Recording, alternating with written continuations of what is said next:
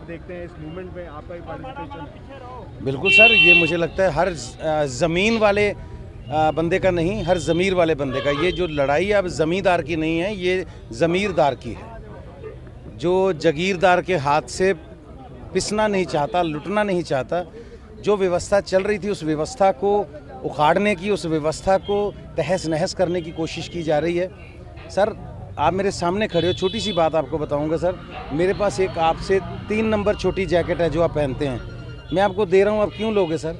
आप मना करोगे, मैं आपको कहूँगा नहीं आपके लिए जैकेट मैं कनाडा से लाया हूँ, आप बोलोगे मुझे फिट ही नहीं आ रही। मैं बोलूँगा ये बहुत वार्म है, बोलोगे मुझे पहनने में नहीं आ रही, तो क्या करूँगा इस वार्म का मैं कहूँगा ये बहुत महंगी है, बोले नहीं चाहिए महंगी भाई, मेरे वाली मुझे वापस कर दो, मुझे फिट तो आ रही है ना, मेरा काम चला रही है। तो ज़बरदस्ती आप किसान का वैसे भला क्यों करना चाहते हो जो उसको चाहिए ही नहीं। ये जो कानून बना है, 3 कानून जो बने हैं, ये किसान के लिए बने हैं ना। जब किसान ने रद्द कर दिए तो आप भी रद्द कर दो, उसको नहीं चाहिए तो क्यों ज़बरदस्ती दे रहे हो? बहुत है अब इस मूवमेंट में, क्योंकि आर्टिस्ट, पंजाबी आर्टिस्ट ने बहुत सपोर्ट किया है, क्या रोल है देखते हैं सर? आप देखिए, आपको एक बात समझनी पड़ेगी, पंजाब में जो आर्टिस्ट है ना, आपको नाम से भी पता चल जाएगा, गिप्पी गरेवाल, दिलजीत दोसांझ है ना, कोई बैंस गरेवाल, मैं बड़ैच, हम लोग किसानी परिवारों से आते हैं। तो हमारे यहाँ कोई ऐसी, पहले तो विधा ऐसी नहीं थी कि कोई ख़ानदानी कलाकार चलते आ रहे हैं, पहले तो हमारी इंडस्ट्री इतनी स्ट्रांग नहीं थी। तो ये किसानों के बच्चे हैं जिन्होंने लाइफ में एक नया रास्ता अख्तियार किया, आर्टिस्ट बन गए, लोग उन्हें पसंद करने लगे, प्यार करने लगे, वो जो पंजाबी दिलों की तर्जमानी करते रहे, और मौज मस्ती हमारे कल्चर में बहुत है। लेकिन उससे ज़्यादा बड़ी संजीदगी है। जब संजीदगी का टाइम आता है ना, तो फिर तो ये अपनी जान की परवाह नहीं करते हैं ये लोग। तो फिर सारे कलाकार अपने ज़मीर की आवाज़ सुन के इस मोमेंट के साथ जुड़े हुए हैं, और तब तक जुड़े हुए हैं जब तक इसमें फतेह हासिल नहीं हो जाती। गुग्गी के पिटारा से इस मौके के लिए आपकी क्या लाइनें आप बताना चाहेंगे? देखिए, मैं क्योंकि ये कोई ज़्यादा खुशी वाला मौका नहीं, इसलिए मेरे पास बहुत ज़्यादा बातें करने के लिए, मैं इतना ज़रूर कहूँगा कि थोड़ा सा समझदारी से काम लीजिए। जब भी कोई स्ट्राइक होती है, कोई लोग काम छोड़ते हैं, तो वो कहते हैं कलम छोड़ हड़ताल, कहते हैं ना जी।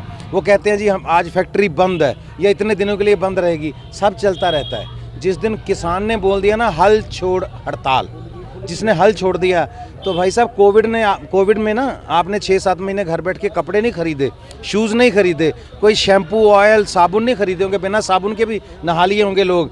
लेकिन जो शाम को ज़रूरी चाहिए होता था वो था पेट भरने के लिए खाना। और कोई ऐसा बंदा नहीं होगा जो खाने के बगैर सोया हो। किसी के पास स्टॉक होगा, किसी ने दे दिया होगा, कोई मांग के लाया होगा, किसी ने पड़ोसी से पकड़ लिया होगा, लेकिन खाना सब शाम। तो इसलिए सबसे दुनिया की ज़रूरी चीज़ है। अगर किसान ने ये छोड़ दिया ना, तो फिर मैं मजाक की बात आप सुनना चाहते तो मैं ये बताता हूँ, तो फिर कनक अपने मतलब गमलों में लगाओगे आप?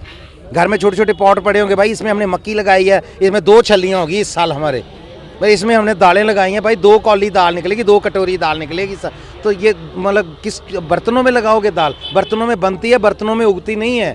तो घर में आप कहाँ लगाओगे? छोटे छोटे पॉट ऐसे लटक रहे हैं, भाई देखा अरे कितनी अच्छी हमारे यहाँ पे देखो धान हो रही है। तो धान भाई 1 कटोरी होगी, एक एक दाने के लिए लड़ोगे घर में आप।